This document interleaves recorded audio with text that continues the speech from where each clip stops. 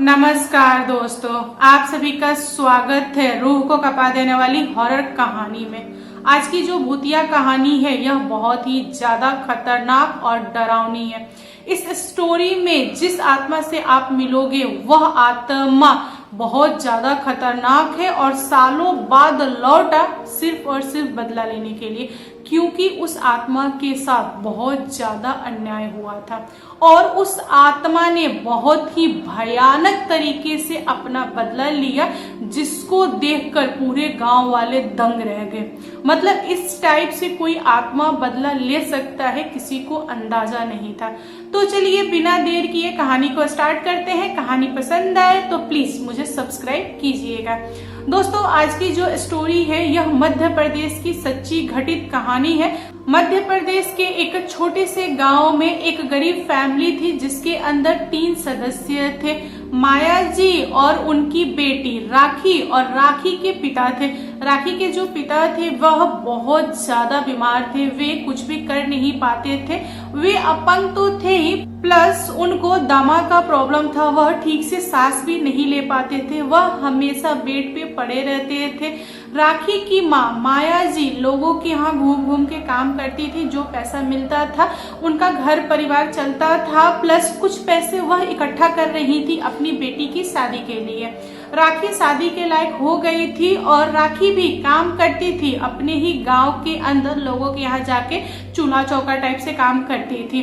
राखी बहुत ही प्यारी लड़की थी, बहुत ज्यादा गुणी थी, प्लस पढ़ने में ठीक थी, लेकिन पैसे ना हो पाने की वजह से उसने सिर्फ और सिर्फ 10वीं तक पढ़ा, वो भी सरकारी स्कूल में। राखी को एक लड़का पसंद करता था जिसका नाम था रामा।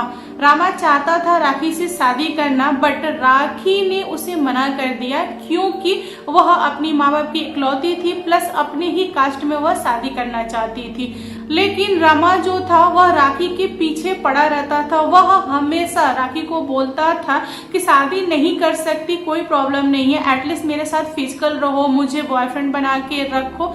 राखी हमेशा मना करती थी। इसी चक्कर में वह लड़का बहुत ज्यादा चिड़चिड़ाता था और बोलता था कि तुम कब तक मना करोगी, एक ना एक दिन मैं तो तुम्हें पाके ही रहूंगा और मैं तुम्हारे पूरे खानदान को बर्बाद कर दूंगा, तुम मुझे ऐसे वैसे में मत लो, मैं सरपंच का बेटा हूँ। राखी कुछ भी नहीं बोलती थी, वह अपने घर पे आके रहती थी और अकेले कहीं जाने में डरती थी। उसको ऐसा लगता था कि रमा उसका पीछा करेगा और उसको छेड़ेगा, और यह बार बार होता था उसके साथ। इसीलिए मार्केट भी जाना होता था तो वह अपनी माँ के साथ जाती थी। राखी अपने माँ को रमा के बारे में बता चुकी थी, बट माया जी भी क्या कर सकती हैं, सरपंच का बेटा था और सरपंच की बहुत ज्यादा चलती थी गांव में, तो ये माँ बेटी शांत रहते थे।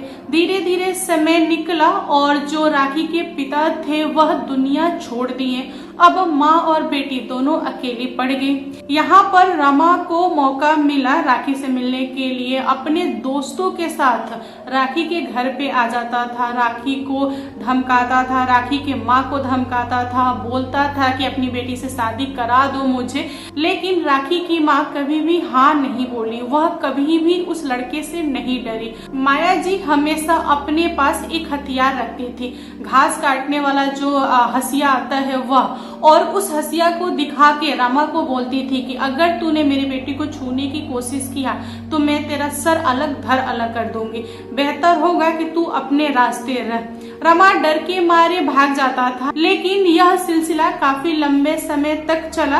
रमा को समझ नहीं रहा था कि माँ बेटी को कैसे मनाए। माँ बेटी को हमने धमका के भी देख लिया, लेकिन ये लोग सुधरे नहीं, तो कोई और हथकंडा अपनाना पड़ेगा। यहाँ पर रमा धीरे धीरे पूरे गांव वालों को यह यकीन दिला दिया कि माया जी डायन है और वह जादू टोना वगैरह करती हैं। गांव वाले जो थे वे ज्यादातर अनपढ़ थे, इसीलिए गांव वालों ने आसानी से मान लिया कि हाँ माया जी डायन है। और रमा कुछ कुछ प्रूफ गांव वालों को देता था, जो प्रूफ था वो नकली था। यह बात रमा को पता था, रमा के दोस्तों को पता था, प्लस माया और राखी दोनों को पता था।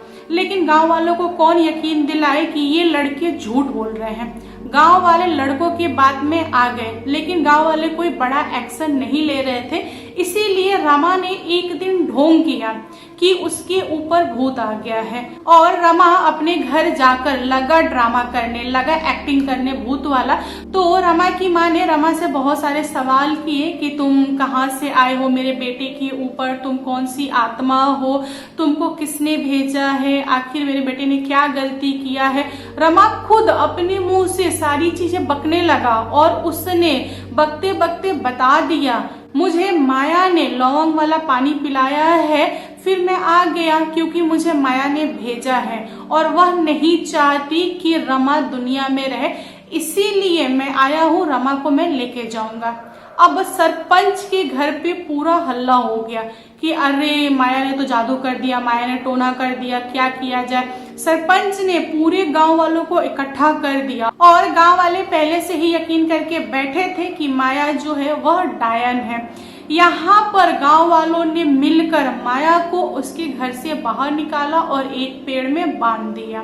राखी चिल्ला रही है कि मेरी माँ को छोड़ो, मेरी माँ को छोड़ो, लेकिन गांव वालों ने छोड़ा नहीं।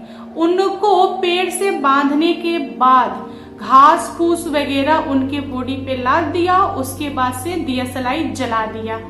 अब पूरे गांव वालों के सामने जो घास फूस था वह जलने लगा और साथ में माया जी भी। आप समझ रहे हो ना मैं क्या कहना चाह रही हूँ। यहाँ पर राखी बहुत ज्यादा कोशिश कर रही है कि वह छुड़ाए अपनी माँ को, लेकिन उससे नहीं हो रहा है। राखी को गांव वालों ने पकड़ रखा था। गांव वालों ने सिर्फ और सिर्फ माया को सजा दिया था, राखी को नहीं। राखी गांव वालों से अपने को छुड़ा के उस आग में छलांग लगा दी और साथ में माँ बेटी दोनों दुनिया छोड़ दी। यहाँ पर गांव वालों को शांति मिल गई और जो रमा था वह अंदर ही अंदर पछता रहा था कि उसने यह ढोंग क्यों किया। जिसके लिए ढोंग किया वह तो इस दुनिया में अब नहीं रही।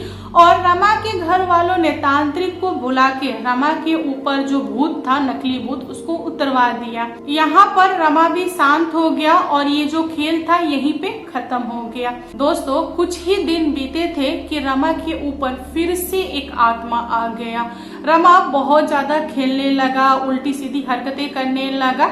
तो रमा के जितने भी दोस्त थे सारे लोग रमा को चिढ़ाने लगे कि अरे भाई राखी तो है नहीं, क्यों ड्रामा कर रहा है, अब नॉर्मल हो जाए, एक्टिंग बंद कर दे, कब तक एक्टिंग करेगा।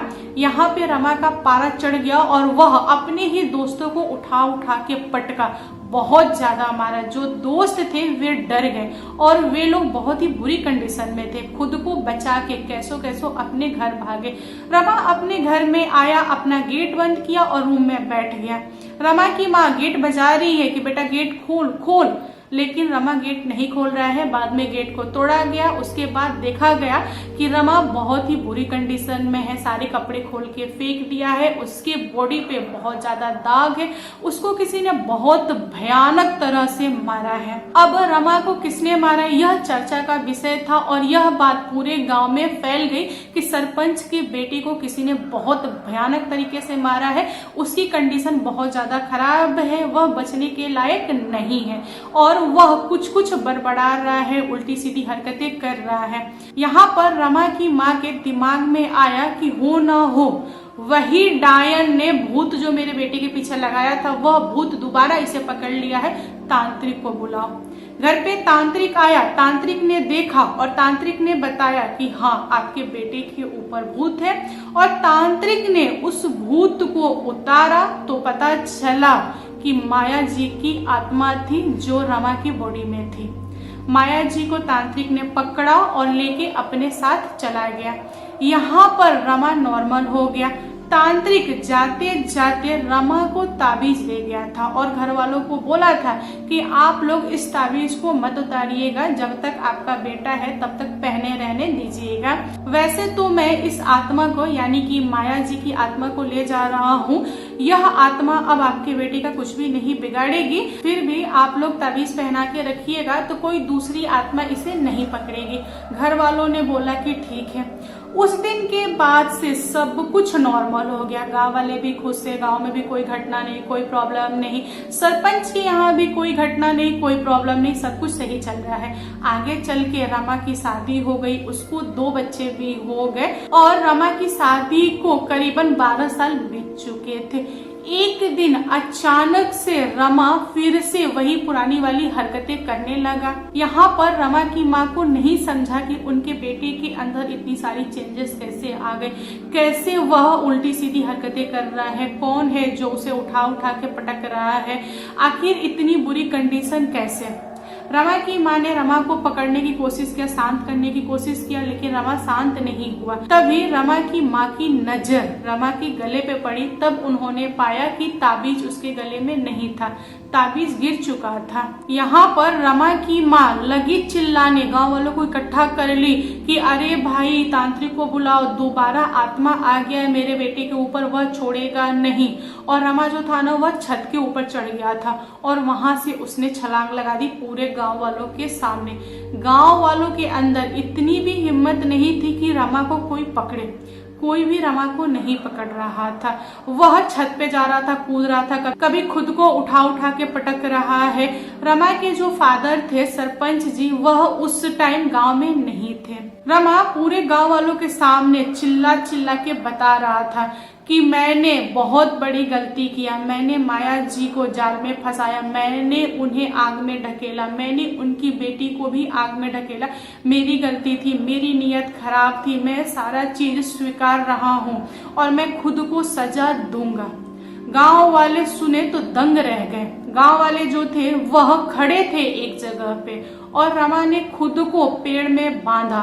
घास फूस आके रमा की बॉडी में लगी और पता नहीं कैसे उस घास फूस में आग लग गई। अब होना क्या था, जो माँ बेटी के साथ हुआ वही चीज यहाँ पे रमा के साथ हुआ। रमा की वाइफ, रमा के दोनों बच्चे, रमा की माँ, पूरे गांव वाले यह सीन देख रहे थे। रमा चिल्ला रहा था बचाओ बचाओ, लेकिन कोई भी नहीं था उसे बचाने के लिए। गांव वालों के अंदर हिम्मत नहीं हुई। पूरे गांव वालों को बाद में सच्चाई पता चल गई थी, इसीलिए गांव वाले खुद को दोषी मान रहे थे कि माया जो गई उसमें हमारी भी गलती है। पूरे गांव वाले माफी मांग रहे थे माया से कि माया मुझे माफ कर दो, गलती हो गई। यहाँ पर रमा की माँ कुछ भी नहीं कर पाई। वह अपनी आंखों के सामने अपने बेटे को दुनिया छोड़ती हुई देखी। दोस्तों, इस घटना को 1 से 1.5 महीना बीत चुका था। रमा की माँ जो थी वह नॉर्मल हुई थोड़ी, तब उनके दिमाग में एक चीज आया कि मेरे बेटे की बॉडी में जो आत्मा थी माया की, वह आत्मा तांत्रिक अपने साथ लेके चला गया। फिर मेरे बेटे की बॉडी में दोबारा आत्मा कहाँ से आया? यह आत्मा वही था या कोई और आत्मा था? उनको यह गुत्थी नहीं सुलझ रही थी, इसीलिए उन्होंने फिर से तांत्रिक को बुलाया।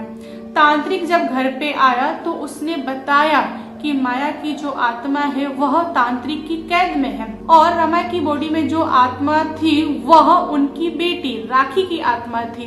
राखी भी तो बहुत ही दर्द के साथ दुनिया छोड़ी थी और उस आत्मा ने लंबा इंतजार किया था सिर्फ और सिर्फ रमा को सजा देने के लिए। रमा की ताबीज जैसे ही गिरी, राखी ने रमा को पकड़ लिया, उसके बाद उसने सजा दिया, तब जाके उस आत्मा को शांति मिली। यहाँ पर तांत्रिक से रमा की माँ पूछ रही है कि वह आत्मा दोबारा मेरे इन छोटे बच्चों को तो नहीं पकड़ेगी ना, कहानी यहीं पे खत्म हो गई या आगे चलेगी? तब तांत्रिक ने जवाब दिया कि देखिए, मैं कुछ नहीं कह सकता, राखी की आत्मा कहाँ है मुझे नहीं पता। वह आत्मा आपके बेटे को सजा देने के बाद से यहाँ से चली गई है। अगर आसपास होती, इस गाँव में होती तो मुझे पता चलता, बट वह यहाँ पे नहीं है। और रहा सवाल इन बच्चों का, तो इनके लिए मैं ताबीज दे देता हूँ। मुझे नहीं लगता कि वह आत्मा इन बच्चों को पकड़ेगी, क्योंकि इन बच्चों की कोई गलती नहीं है। दोस्तों, तांत्रिक ने पूरे घर वालों को ताबीज पहना दिया और घर को मंत्रों से बांध दिया ताकि वह आत्मा दोबारा प्रवेश ना कर सके।